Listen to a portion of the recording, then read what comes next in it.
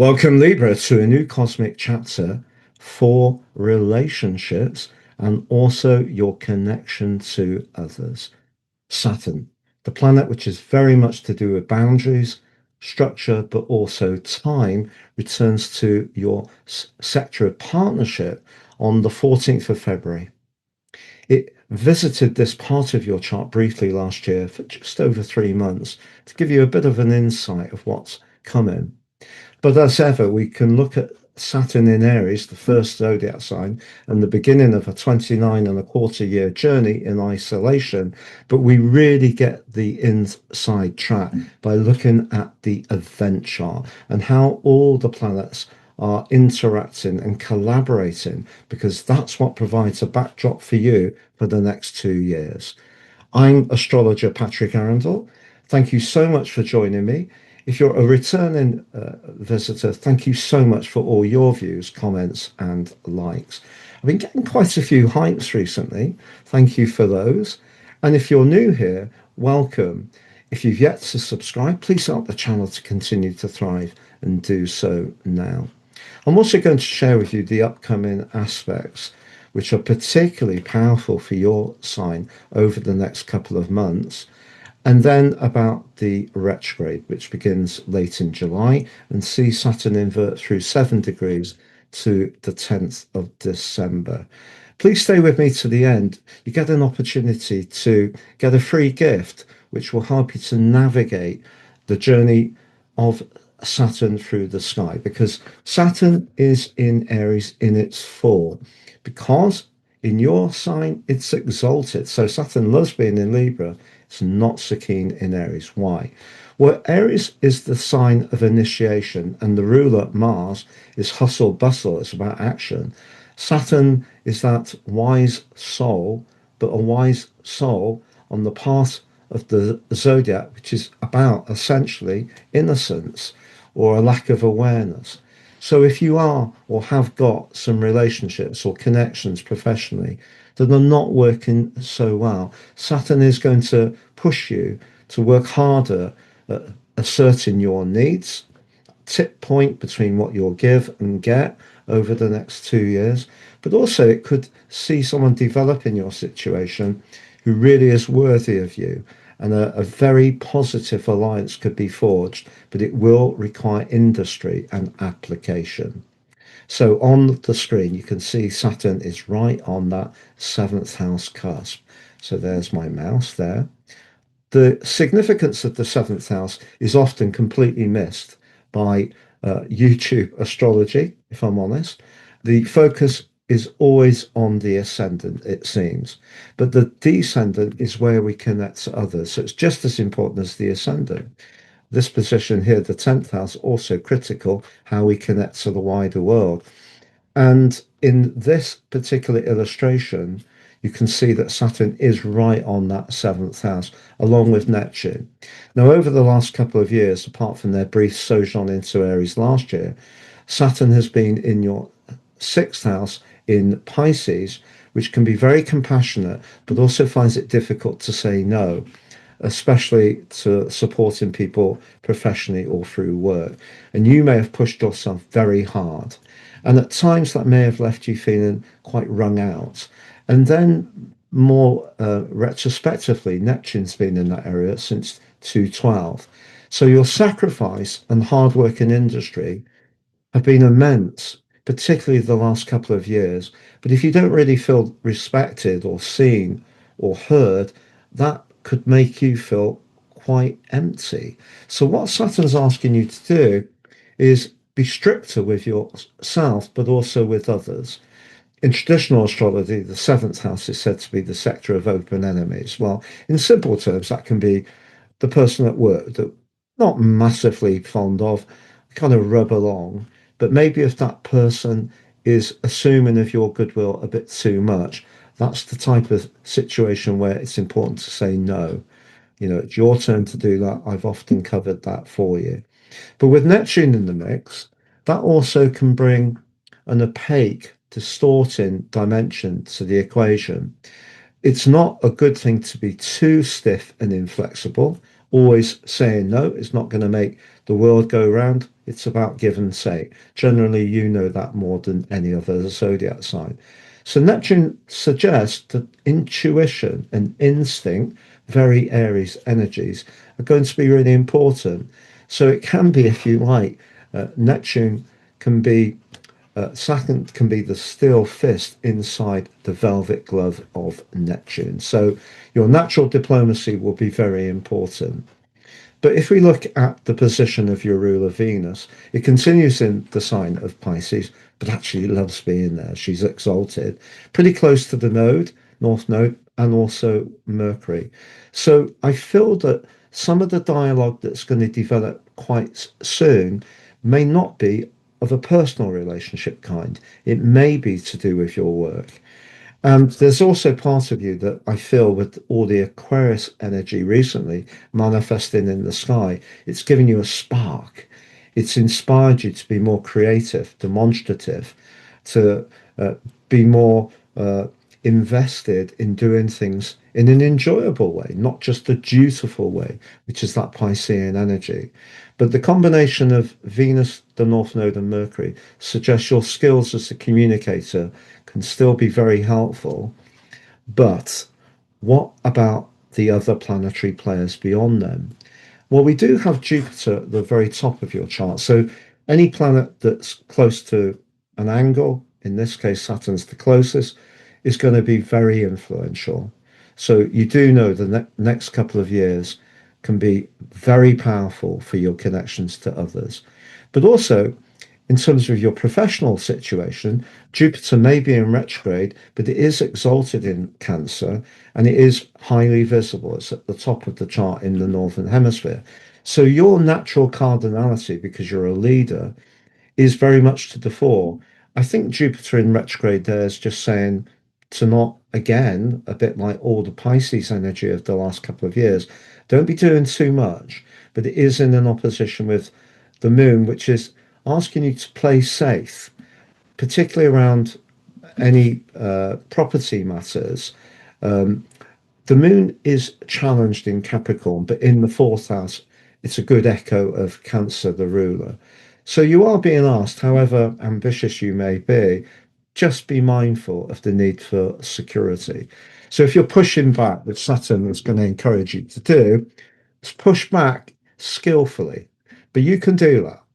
But the main challenge outside of those is the fact the sun in the free spirited fifth house, sun rules Leo, which is again an echo of the fifth house.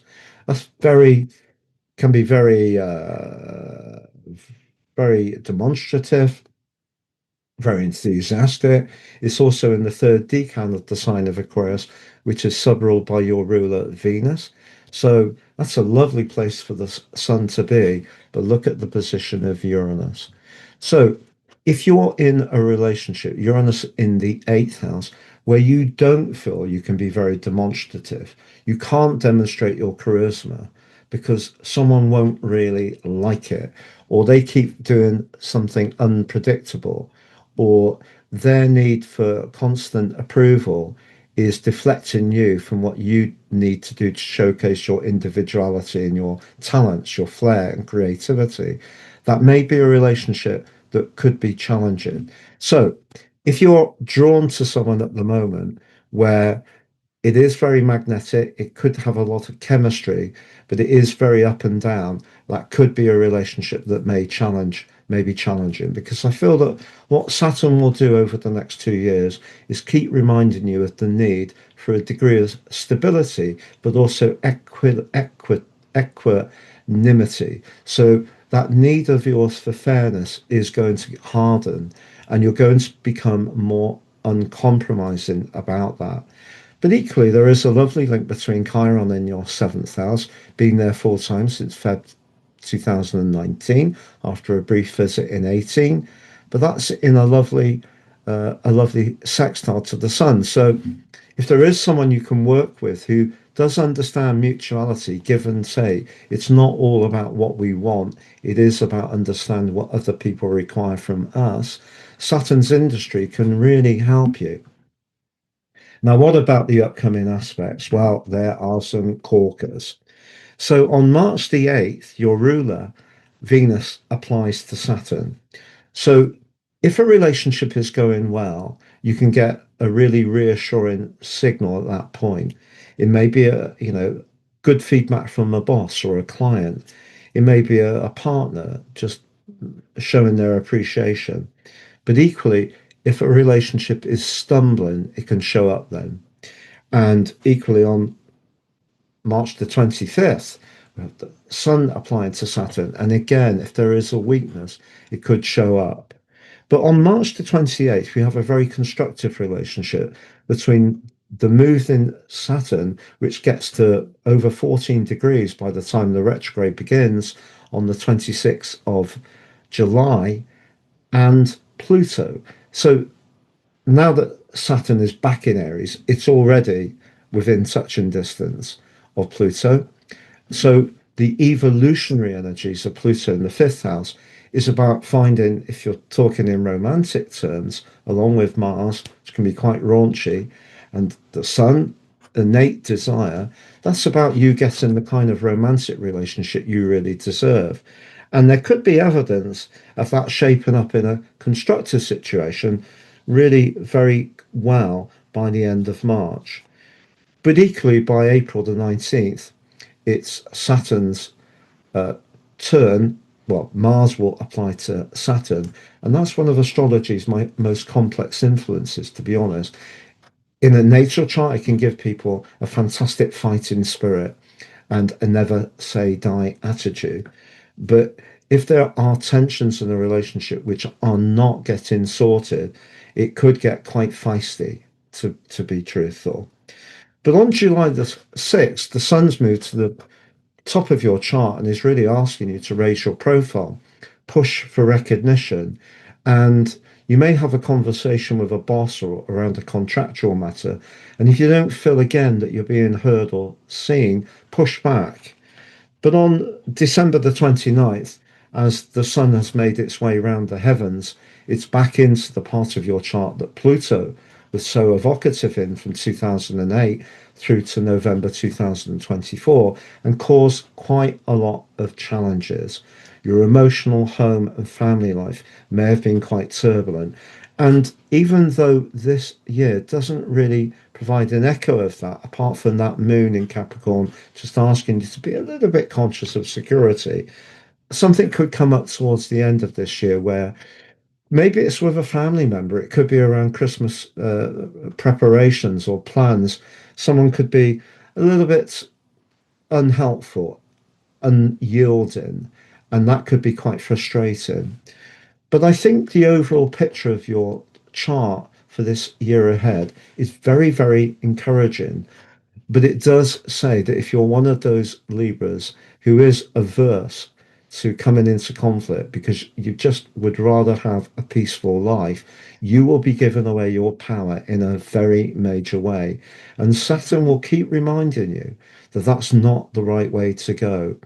People who have Venus, your ruler, or the moon, in the seventh house of their natal charts can often get very frustrated because they're very skilled at getting on with people, being very good at listening, but then can feel invisible. And Saturn's asking you not to fall into that trap. It's asking you to be firmer, if you like, that steel fist in that velvet glove. But what about that conjunction between Saturn and Neptune on the 20th of February? Well, to be honest, they were very close together. Neptune moved into Aries on the 30th of March last year. So, really, once Saturn played catch up at the end of May, that summer period in the north and in the winter period in the south may have thrown up some complexities around relationships. And I think when they come back into conjunction on the 20th, what we could see is if you choose to show your power in the right way, Neptune in the sixth house can almost be too sacrificial. So you're being asked not to be kidded about what you're getting back from someone. So if you get mixed messages, someone's not really being clear. Uh, that can be very disorientating. And if there is someone you like and that's what's happening, I think Saturn's reminding you not to extend too much personal credit to them because the chances are that's going to be the pattern ongoing. But equally, Neptune in the seventh house could urge you to forgive some weaknesses or faults that the partner may have. We've all got them. And even if we've got qualities that might work well with some people, they won't work the same qualities with someone else. Life's quite challenging in that regard, isn't it? It's not always a straight line. But I think finding that balance between saying no, letting people know clearly what your boundary is, which can be tricky with Neptune in the mix, but Saturn accelerates forwards by the retrograde of the 26th of July and gets up to just under 15 degrees. So if you do have any planetary influences in your zodiac sign, Capricorn, Aries itself, or Cancer from 0 degrees to 17, you're going to feel Saturn very strongly over the next 6 months. But just know those upcoming aspects, they could really bring a very powerful and positive alliance into your situation. But it's important that the terms of reference between you, whether it's business, a friendship, a shared interest, or it is romantic, are absolutely painstakingly clear.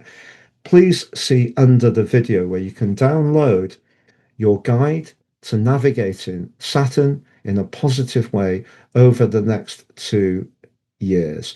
And also, please check out your February monthly forecast because we have a very powerful solar eclipse of the 17th, the first of a new series in Aquarius for 8 years. You also have Mars and Uranus in a very tense right angle the last week, but your ruler Venus forges a gorgeous link to Jupiter in the last week too. Join me for that and much more detail on Saturn. Now, one of the intriguing things about the conjunction between Saturn and Neptune on the 20th of February at 0 degrees is that 0 degrees is the vernal point, so the start of the zodiac. It's where on the spring equinox the whole journey begins again.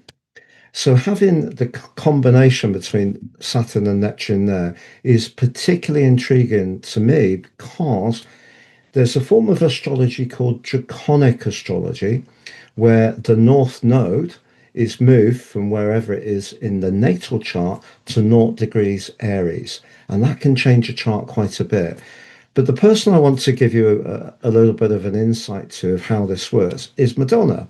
So on the screen is Madonna's nativity, and she was a Leo. So obviously, a person who's a performer has to have a degree of glow and radiance and magnetism, and having the sun, but also Uranus in the sign of Leo, along with Venus. Venus, I think, is the love of theatrics. Uranus is the confidence to be different. I think the Sun being in the third decan of the sign of Leo, subruled by Mars, is the passion, but also a bit more edge. You can also see when it comes to the edge that Uranus and Mars are in a square. So that gives this person an appreciation of being provocative. Mars is the most prominent planet in the whole chart, so is going to be very important. It's about pushing boundaries. However, if we dive a little deeper, that cluster of energy in her 12th house points towards someone who could think about things very deeply. Obviously, with the Virgo ascendant and the moon on it, someone who has a great appreciation of their immediate environment. But I feel that's the side of Madonna that has a real interest in psychology, healing, and anything to do with mythology and things like the Kabbalah. And in terms of her success, I feel that's driven a lot by the Sun and Jupiter being in a wonderful sextile, so potentially very fortunate. But if we look at that North Node, which I mentioned before, for her it's on a fixed star called Spica, Spica, and people with planets on Spica tend to be very prominent, can be hugely successful, and build up a big following.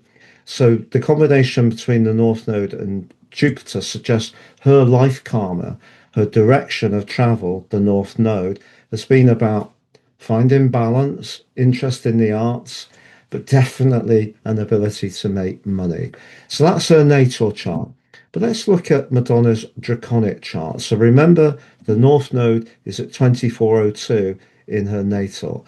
We go to a Draconic, and there is the North Node at 0 degrees Aries on the exact degree that this Saturn Neptune conjunction is happening. And that's why I wanted to tell you about it.